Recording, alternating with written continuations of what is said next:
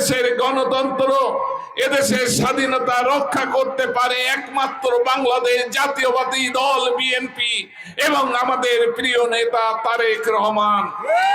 আপনারা যদি আগামী 12 তারিখের নির্বাচনে আমাকে জয়ী করেন, তাহলে কেশবপুর হবে সন্ত্রাস মুক্ত কেশবপুর, চাঁদা মুক্ত কেশবপুর, মাদক মুক্ত কেশবপুর। এখানে কোন সনাতন ধর্মের ভাই বোনদের কেউ চোখ রাখাতে পারবে না ইনশাআল্লাহ। আমরা আমাদের প্রিয় প্রতীককে বিজয়ী করার লক্ষ্যে আমরা ঐক্যবদ্ধভাবে কাজ করব। আমাদের প্রিয় নেতা তারেক রহমান আমাকে ধানের শীষ প্রতীক নিয়ে আপনাদের মাঝে পাঠিয়েছেন।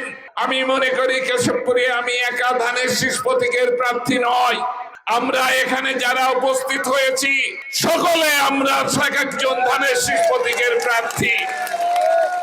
আর কয়েকটি দিন আপনারা সকলে ঐক্যবদ্ধভাবে এক একজন ধানের শীষ প্রতীকের প্রার্থী মনে করে আপনারা আজ থেকে সকলে পাড়ায় পাড়ায় মহল্লায় মহল্লায় গ্রামে যে এক একজন ধানের শীষ প্রতীকের প্রার্থী মনে করে ধানের শীষ প্রতীকের ভোট ভিক্ষা চাবেন।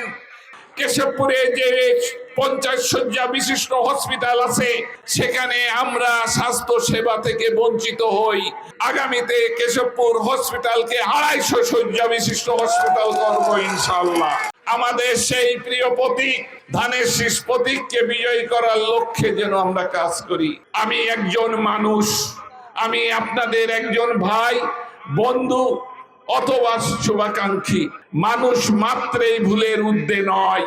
আমি আপনাদের কাছে ক্ষমা চেয়ে নিতে চাই, আমিও আমার ভুলের ঊর্ধ্বে নয়। আমার চলার পথে আমি যদি কাউকে মনে কষ্ট দিয়ে থাকি, আমি যদি কোনো ভুল করি, আপনারা সকলে আমাকে ক্ষমা সুন্দর দৃষ্টিতে দেখে আগামী 12 তারিখে ধানের শীষ প্রতীককে বিজয়ী করার জন্য আমাকে ভোট দিবেন।